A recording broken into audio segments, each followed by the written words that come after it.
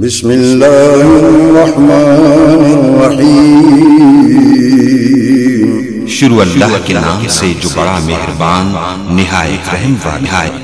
زوجها وبث منهما رجالا كثيرا ونساء واتقوا الله الذي تساءلون به والأرحام إن الله كان عليكم رقيبا يا أيها الذين آمنوا اتقوا الله وقولوا قولا سديدا يصلح لكم أعمالكم ويغفر لكم ذنوبكم ومن يطع الله ورسوله فقد فاز فوزا عظيما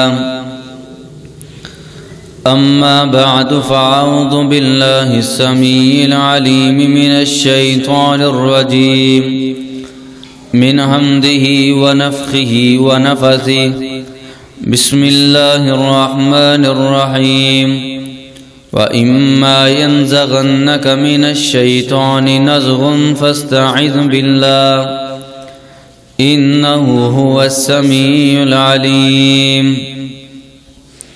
ہر قسم کی حمد و ثنا، تعریفات، تسبیحات اللہ سبحانہ و تعالی کی ذات گرامی کے لیے، درود و سلام امام الانبیاء سید الانبیاء جناب محمد مصطفیٰ صلی اللہ علیہ وسلم کی ذات گرامی پر۔ سامعین محترم، جس آیت کریمہ کو میں نے ابھی تلاوت کیا ہے، قرآن مجید فرقان حمید میں اللہ سبحانہ و تعالی ارشاد فرماتے ہیں، کیا لوگو جب تمہیں شیطان وسوسہ دے، جب شیطان کا حملہ ہو، فاستعذ باللہ، پس اللہ کی پناہ طلب کرو۔ دوسرے مقام پہ اللہ سبحانہ و تعالی فرماتے ہیں، ان الشیطان لکم عدو مبین، کہ بے شک شیطان تمہارا کھلا دشمن ہے۔ ابلیس کی آدم کے ساتھ شروع سے دشمنی چلتی آ رہی ہے، اور اس نے کہا تھا کہ اللہ،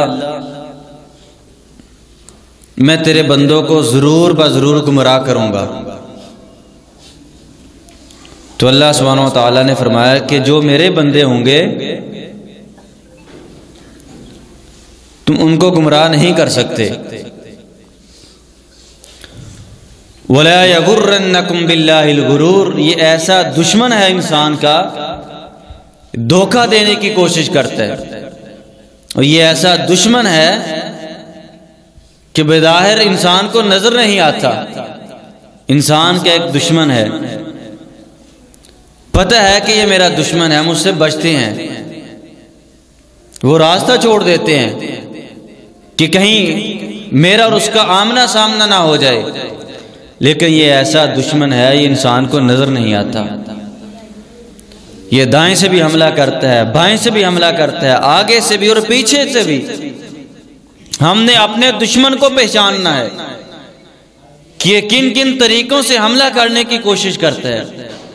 یہ ایسا دشمن ہے کہ شکل اس کی نظر نہیں آتی، اور بعض اوقات یہ شکلیں چینج کر کے بھی انسان کے ساتھ مقابلہ کرنے کی کوشش کرتے ہیں۔ اب دیکھیں کہ دار الندوہ میں جب بڑے بڑے کافر بیٹھے کہ رسول اللہ صلی اللہ علیہ وسلم کو کس طریقے سے جلا وطن کیا جائے، تو وہیں پر ابلیس بھی آتا ہے، ایک بزرگ کی شکل چینج کر کے۔ تو آپس میں مشاورت ہوتی ہے، کہنے والے کہتے ہیں کہ رسول اللہ صلی اللہ علیہ وسلم کو جلا وطن کر دیا جائے۔ تو ابلیس بولا بزرگ کی شکل میں، ہاتھ میں تسبیح پکڑی ہوئی ہے، اور جب پوچھا گیا کہ آپ کہاں سے آئے، تو کہتا میں فلاں علاقے سے آیا ہوں۔ تو کہنے لگے کہ جلا وطن نہیں کرنا۔ پھر دوسرا فیصلہ یہ سنایا گیا کہ اس کو جیل میں بند کر دیا جائے۔ ابلیس جلدی سے بولا نہیں، یہ فیصلہ بھی آپ کا کمزور ہے۔ تیسرا فیصلہ یہ تھا کہ سارے قبیلے مل کے رسول اللہ صلی اللہ علیہ وسلم کو قتل کر دیں، نہ قصاص ہوگا نہ بدلہ ہوگا، تو جلدی سے بولا ہاں یہ فیصلہ آپ کا درست ہے، یعنی کہ یہ مختلف شکلیں چینج کر کے آتا ہے۔ جب میدان بدر میں اصحاب بدر کفار کے مقابلے میں آتے ہیں تو حدیث میں آتا ہے کہ جبرائیل علیہ السلام آتے ہیں اور ان کے ساتھ 500 فرشتے تھے، اسی طرح میکائیل علیہ السلام آئے تو ان کے ساتھ بھی 500 فرشتے تھے جو اللہ کی مدد اور نصرت کے ساتھ آئے تھے مسلمانوں کی مدد کرنے کے لیے۔ تو پہلے ابلیس انسانی شکل میں آ کے کفار کو کہتا ہے کہ میں تمہارے ساتھ ہوں، تم ان کا مقابلہ کرو۔ جب اس نے دیکھا کہ رسول اللہ صلی اللہ علیہ وسلم اور آپ کے صحاب کے ساتھ اللہ کی مدد اور اللہ کی نصرت ہے تو اسی وقت بھاگ جاتا ہے۔ وَإِمَّا يَنزَغَنَّكَ مِنَ الشَّيْطَانِ نَزْغٌ فَاسْتَعِذْ بِاللَّهِ۔ قرآن مجید میں اللہ تعالیٰ فرماتے ہیں کہ جب شیطان کا وسوسہ آئے تو تم اللہ کی پناہ طلب کرو۔ یہ ایسا دشمن ہے، یہ کبھی انسان کی شکل میں حملہ کرتا ہے، کبھی سام کی شکل میں آتا ہے، کبھی کتے کی شکل میں آتا ہے۔ خندق کا موقع تھا تو ایک صحابی رسول اللہ صلی اللہ علیہ وسلم کے پاس، اللہ کے نبی میں اپنے گھر جانا چاہتا ہوں، تو آپ نے فرمایا کہ تم چلے جاؤ، اپنے ہاتھ میں تلوار لے جاؤ۔ صحابی جب مدینہ میں آتے ہیں تو ان کی اہلیہ اپنے گھر سے باہر تھی تو غصے میں آ گئے کہ میری بیوی گھر سے باہر کیوں آئی ہے؟ ان کی بیوی کہتی ہے کہ سب سے پہلے میری بات سنو، اس کے بعد غصہ کرنا۔ گھر میں جا کے دیکھو، گھر میں میرے بستر پر ایک بہت بڑا سانپ ہے۔ تو یہ صحابی گھر میں جاتے ہیں، تلوار جو ہاتھ میں تھی اس سانپ کو مار دیتے ہیں۔ اس کے بعد صحابہ کرام کہتے ہیں کہ ہمیں نہیں پتا چلا کہ وہ صحابی پہلے فوت ہوئے ہیں، وہ سانپ پہلے مرا ہے۔ جب رسول اللہ صلی اللہ علیہ وسلم کو بتایا گیا تو آپ نے فرمایا کہ مدینہ میں جنات کا ایک گروہ مسلمان ہوا ہے جن کا نام ہے عامر۔ آپ نے فرمایا کہ وہ گھروں میں رہتے ہیں، اور آپ نے فرمایا کہ اگر تم گھروں میں سانپ کو دیکھو پہلے ان کو 3 آوازیں دو کہ بھئی اگر تو جن کوئی مخلوق ہے تو چلی جا ورنہ ہم تمہیں مار دیں گے۔ 3 آوازیں دینے کے بعد اگر سانپ ہے گھر میں آ گیا غائب ہو جاتا ہے، جن ہوگا تو چلا جائے گا۔ 3 آوازیں دینے کے بعد نہیں جاتا تو پھر اس کو مار دینا چاہیے۔ کئی مختلف کیسز ہمارے پاس اس طرح کے آتے ہیں، جب علاج کیا جاتا ہے، دم کیا جاتا ہے، پوچھا جاتا ہے تو جن کہتا ہے کہ ہمارے ساتھی کو انہوں نے قتل کیا تھا۔ بنیادی وجہ یہ ہے کہ ہم نے رسول اللہ صلی اللہ علیہ وسلم کی بنیادی تعلیمات کو چھوڑ دیا ہے۔ شیاطین جنات سے بچنے کے جو طریقے اللہ کے نبی علیہ السلام نے بتائے تھے ہم نے ان کو فراموش کر دیا ہے، اور یہی وجہ ہے کہ آج ہر دوسرا گھر اس چیز کا شکار ہے۔ جوان بچے اس چیز کا شکار ہیں، جوان بچے اس چیز کا شکار ہیں۔ کئی سال رشتہ ڈھونڈتے رہتے ہیں، رشتہ نہیں ملتا، اگر رشتہ ہوتا ہے تو انکار ہو جاتا ہے۔ کاروبار کی پریشانیاں، گھروں میں مسائل ہیں، اختلافات، لڑائی جھگڑے۔ کہنے والے کہتے ہیں کہ قاری صاحب اللہ کا فضل ہے، ہر نعمت اللہ تعالیٰ نے دی ہے لیکن گھر میں سکون نہیں ہے۔ قرآن مجید میں اللہ سبحانہ وتعالیٰ فرماتے ہیں الا بذکر اللہ تطمئن القلوب، کہ یاد رکھو دلوں کا اطمینان میرے ذکر میں ہے۔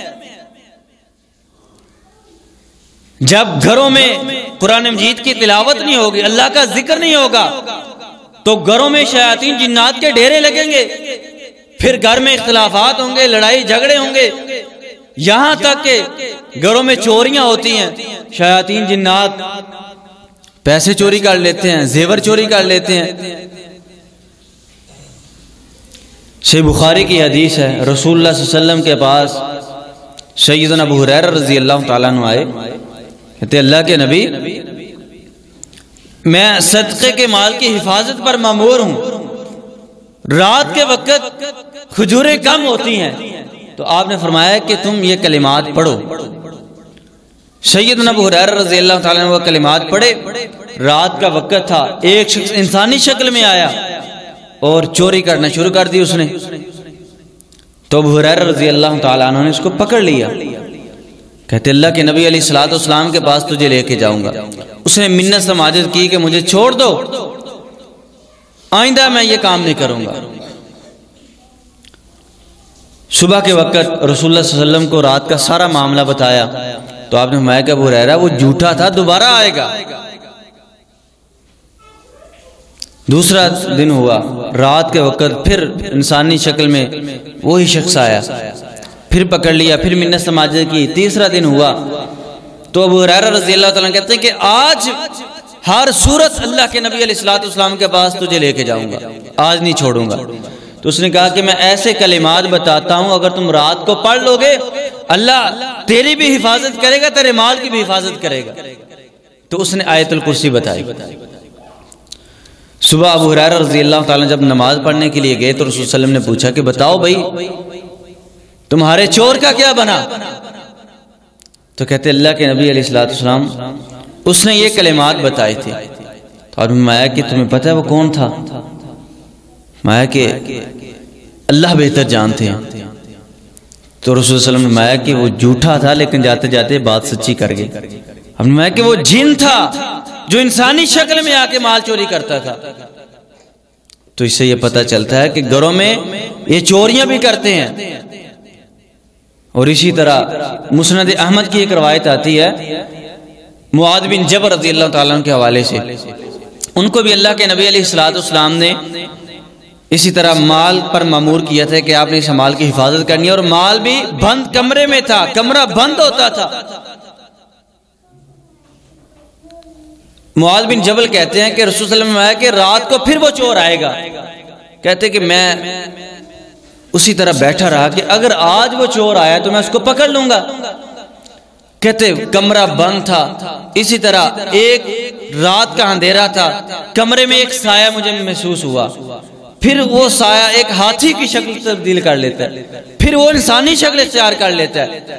پھر اس نے جب مال چوری کرنا شروع کیا تو میں نے اس کو جا کے پکڑ لیا. میں نے کہا بھئی یہ کیا کر رہے ہو؟ اللہ کے نبی علیہ الصلوۃ والسلام کے پاس لے کے جاؤں گا. پھر دوسرا دن ہوا، تیسرے دن وہ کہتا ہے کہ ایسے کلمات بتاتا ہوں اگر تم پڑھ لو گے اللہ تمہارے اور تمہارے مال کی حفاظت کرے گا. تو اس نے سورۃ البقرہ کی آخری 2 آیات بتلائی. تو رسول اللہ صلی اللہ علیہ وسلم نے فرمایا کہ وہ جھوٹا تھا، شیطان تھا، جن تھا جو پہلے ہاتھی کی شکل اختیار کر چکا تھا، پھر انسانی شکل، لیکن جاتے جاتے وہ بات سچی کر گیا. تو اسے یہ پتہ چلتا ہے کہ یہ شیاطین جنات گھروں میں چوریاں بھی کرتے ہیں.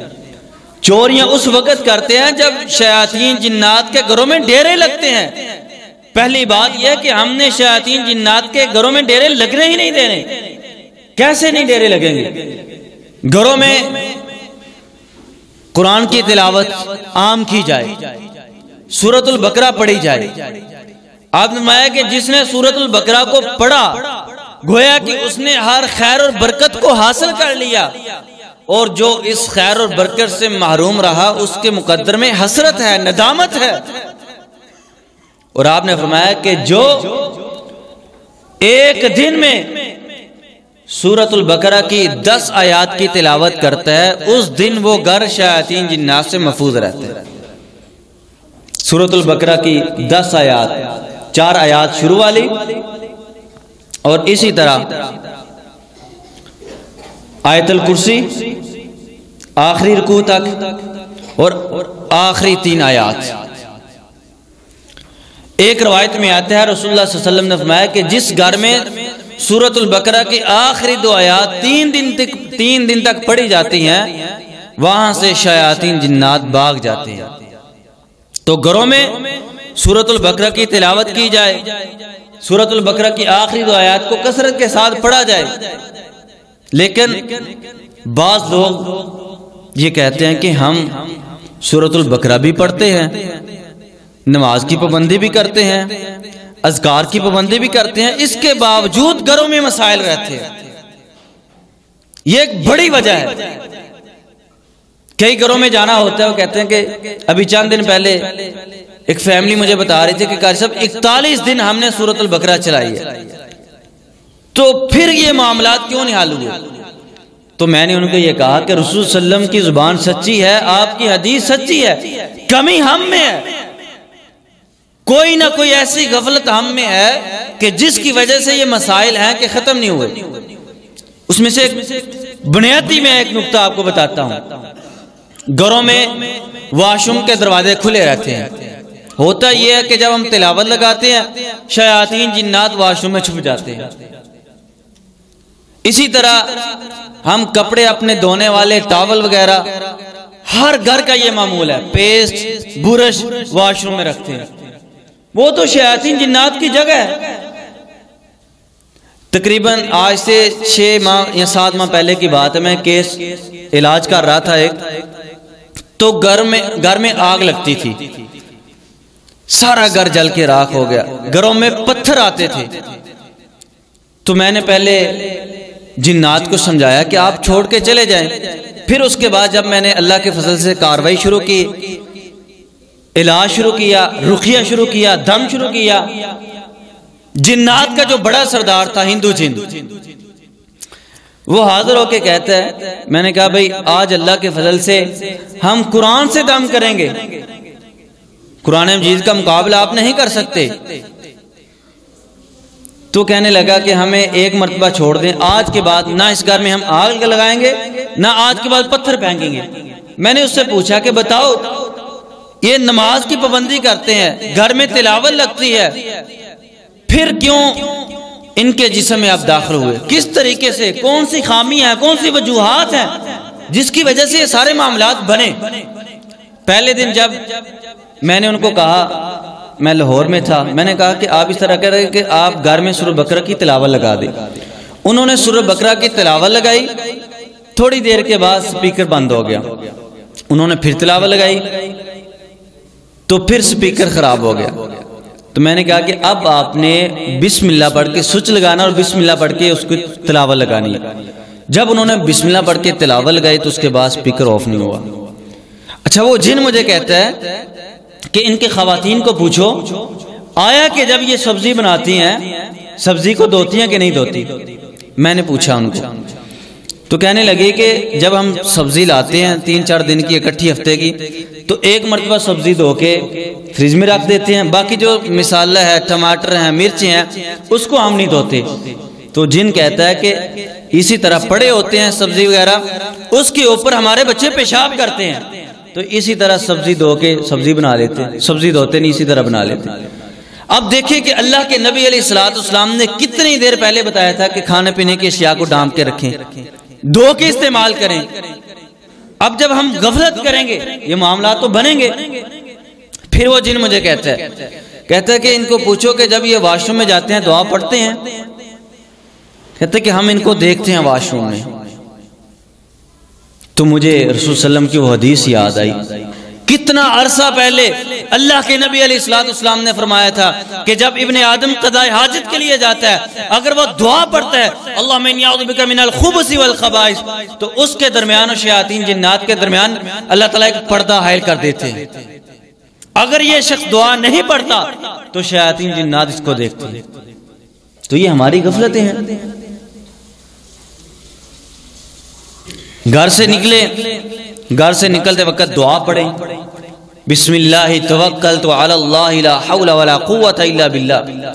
اللہ تعالیٰ کی طرف سے ایک فرشتہ اس کی حفاظت کرتا ہے اور اس کا ہمزاد دوسرے جنات کو کہتا ہے کہ آج تم اس بندے کو نقصان نہیں پہنچا سکتے. کیوں؟ اس نے ایسے کلمات پڑھے ہیں کہ اللہ کا فرشتہ اس کی حفاظت کر رہا ہے. گھر میں آئے، داخل ہوتے وقت دعا پڑھیں، اللہم انی اسألک خیر المولج و خیر المخرج، بسم اللہ ولجنا و بسم اللہ اخرجنا وعلی اللہ ربنا توکلنا. یہ دعا نہیں آتی ہر بندے کو، میں جانتا ہوں یہ نئی دعائیں یاد ہوتی. بسم اللہ پڑھ لیں، بسم اللہ پڑھ کے گھر میں داخل ہو جائیں. جب آپ بسم اللہ پڑھ کے گھر میں داخل ہوں گے شیاطین جنات آپ کے ساتھ گھر میں داخل نہیں ہو سکیں گے. گھر میں داخل ہو کے اونچی آواز سے سلام کریں. ہم سمجھتے ہیں ہم بچوں کو سلام کریں، بیوی کو سلام کریں، ہماری توہین ہے. گھر میں سلام کریں، بچوں کو عادت ڈالیں بیٹا جب بھی گھر میں آنا سلام کرنی ہے. ایک مرتبہ ہم سلام کریں السلام علیکم تو اللہ سبحانہ وتعالیٰ 10 نیکیاں دیتے ہیں. السلام علیکم ورحمت اللہ کہیں تو اللہ تعالیٰ 20 نیکیاں دیتے ہیں. السلام علیکم ورحمۃ اللہ وبرکاتہ مکمل سلام کہیں تو اللہ سبحانہ و تعالیٰ 30 نیکیاں دیتے ہیں. یہ اجر بھی ہے، حفاظت بھی ہے. گھر میں معمول بنا لیں، گھر میں داخل ہوتے وقت سلام کریں. کمرے میں داخل ہونا، کمرے میں کوئی نہیں ہے پھر بھی سلام کریں. اگر اس کمرے میں کوئی شیطان، کوئی جن بیٹھا ہے آپ کو نقصان پہنچانے کے لیے، آپ سلام کریں گے تو اللہ کے فضل سے وہ جن، وہ شیطان آپ کو کوئی نقصان نہیں پہنچا سکتا. آتی ہیں ہمارے پاس نوجوان بچے بچیاں جسموں کے اوپر کٹ لگتے ہیں. بنیادی وجہ کیا ہے؟ دعائیں نہیں پڑھتے، اذکار نہیں پڑھتے، سلام نہیں کرتے.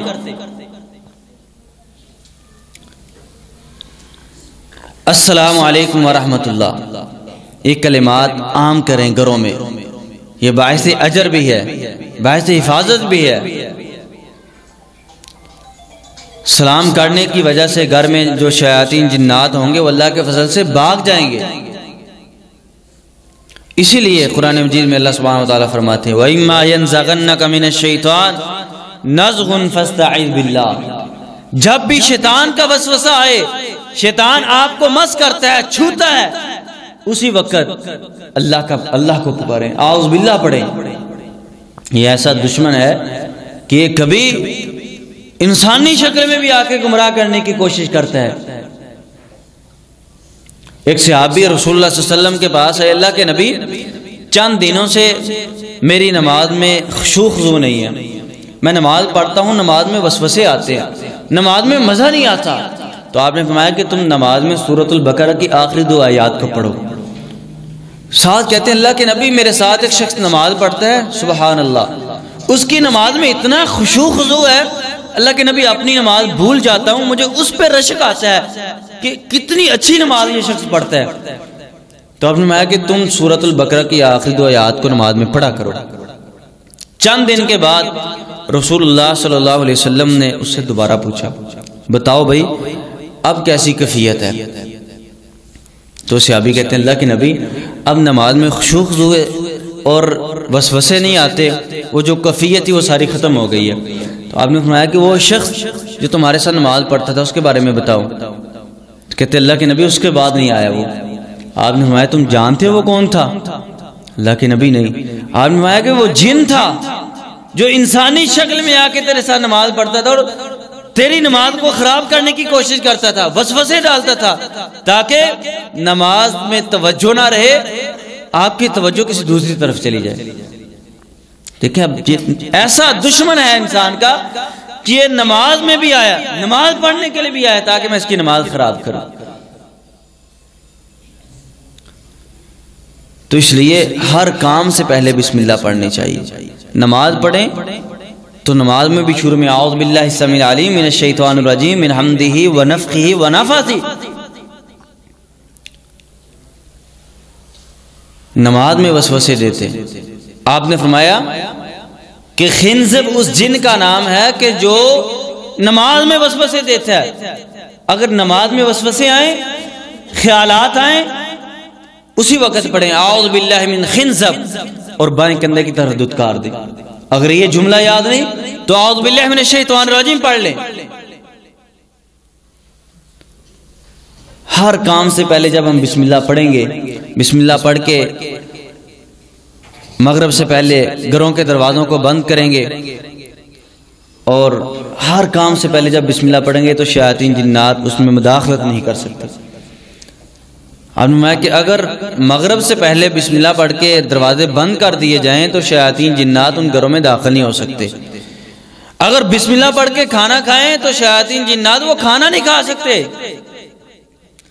اگر بسم اللہ پڑھ کے دروازے بند نہ کیے جائیں تو شیاطین جنات گھروں میں بھی داخل ہوتے ہیں، رات بھی گزارتے ہیں، اور بسم اللہ پڑھ کے کھانا نہ کھائیں تو شیاطین جنات کھانا بھی ساتھ کھاتے ہیں. یہ ہمیں نظر تو نہیں آتے نا. قرآن مجید میں اللہ تعالیٰ فرماتے ہیں اِنَّهُ يَرَاكُمْ هُوَ وَقَبِيلُهُ مِنْ حَيْثُ لَا تَرَوْنَهُمْ.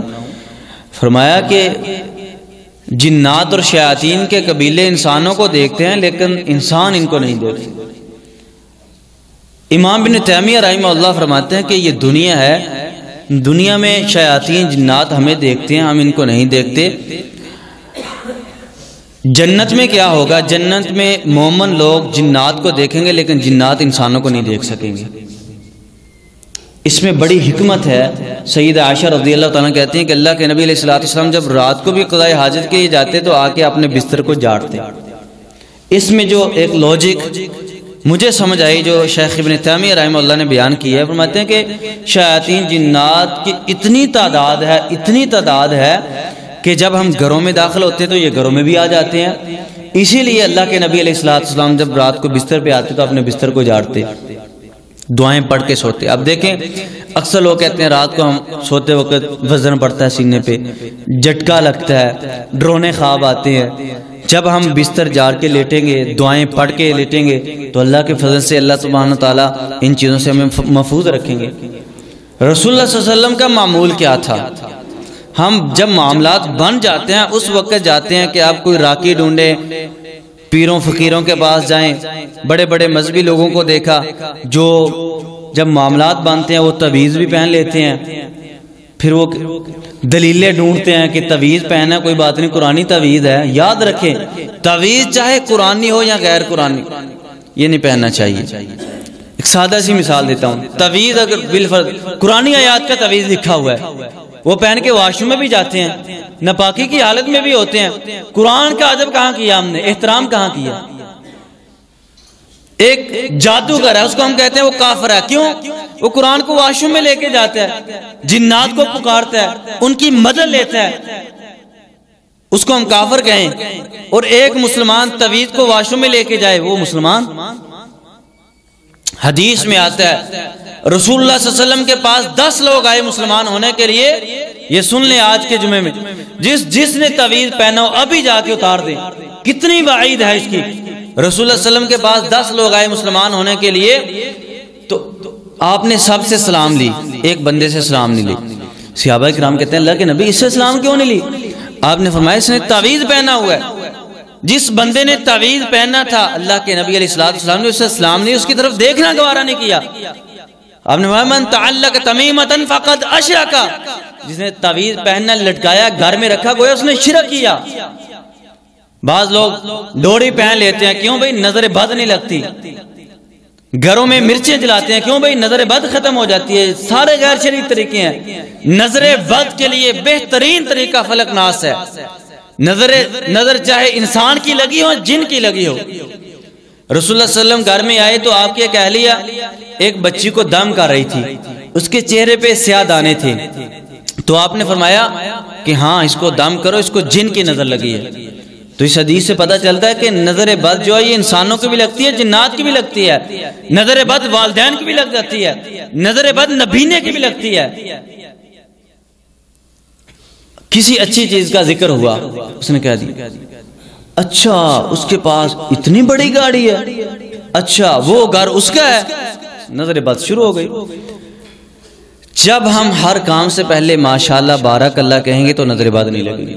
معمول بنا لیں، کسی بھی اچھی چیز کو دیکھیں حسد نہیں کرنا، ماشاءاللہ بارک اللہ۔ بچوں کو دیکھیں بچہ ذہین ہے، ماشاءاللہ بارک اللہ، برکت کی دعا دیں، نظر بد نہیں لگے گی۔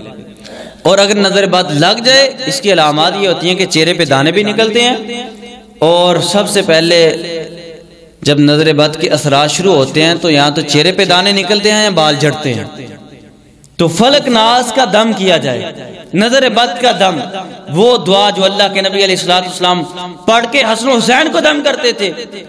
یہ تعویذ پہننا، ڈھوڑی پہننا، مرچیں جلانی یہ گناہ ہے اور یہ شرعی لحاظ سے درست نہیں ہے۔ اور اسی طرح بعض لوگ گھروں میں کیل لگاتے ہیں، بھئی کسی کے پاس گئے، اکثر جانا ہوتا ہے گھروں میں، پوچھا بھئی یہ کیل کہاں سے لیں؟ کہتے کہ فلاں کے پاس گئے تھے، اس نے کہا تھا آپ کے گھر میں جادو ہے تو یہ کیل دم کر کے دیے، چاروں کونوں میں لگا دے، مسئلہ ختم ہو جائے گا۔ اس سے کیا ہوتا ہے؟ پہلا نقصان تو یہ کہ یہ گناہ ہے، دوسرا نقصان یہ ہے کہ اس سے جادو کا مسئلہ نہیں حل ہوتا، اس سے شیاطین جنات کو مزید طاقت ملتی ہے۔ میں خود ناروال میں ایک جگہ پہ دم کر رہا تھا تو وہ ایک عیسائی جن تھا، تو میں نے جب رقیہ کیا تو جن کہنے لگا کہ ان کے گھروں میں کیل لگے ہیں، وہ اتار دو میں چلا جاتا ہوں۔ کیوں؟ اس نے کہا میں رقیہ کرتا تھا، دم کرتا تھا، دم سے اس کو تکلیف ہوتی تھی، میں نے پوچھا گھر والوں سے یہ کیل کہاں سے لی ہیں آپ نے؟ وہ کہتے کہ فلاں بندے کے پاس گئے علاج کروانے کے لیے، دم کروانے کے لیے، اس نے کہا کہ یہ کیل لگا دو۔ اب یہ کیا کرتے ہیں؟ ایسے لوگ خود اپنے جنات کو مسلط کر دیتے ہیں تاکہ یہ بندہ ہمارے پاس آتا رہے، پیسے دیتا رہے۔ بعض لوگ کپڑا منگواتے ہیں، کپڑا لے کے آئیں، دیکھیں آپ کے اوپر جادو ہے کہ نہیں ہے۔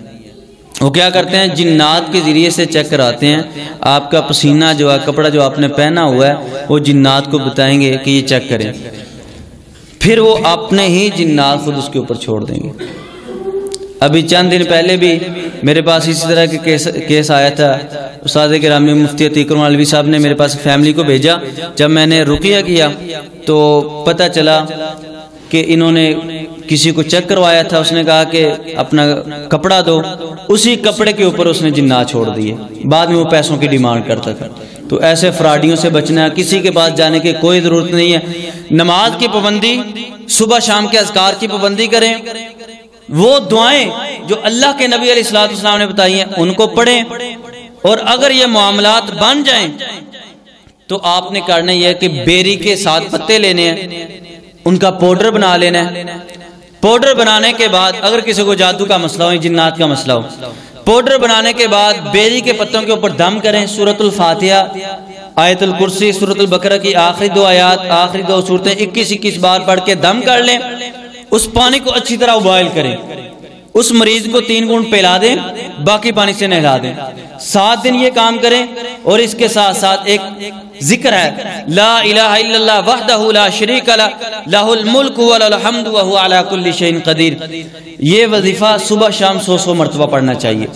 حدیث میں آتا ہے جو شخص 100 مرتبہ یہ کلمات صبح پڑھتا ہے، اللہ سبحانہ و تعالی ایسے بندے کو 100 نیکیاں دیتے ہیں، 100 گناہ معاف کرتے ہیں، اور 10 غلام آزاد کرنے کا اجر ملتا ہے، اور شام تک کوئی شیطان، کوئی جن، کوئی جادو اس کے اوپر اثر نہیں کرتا۔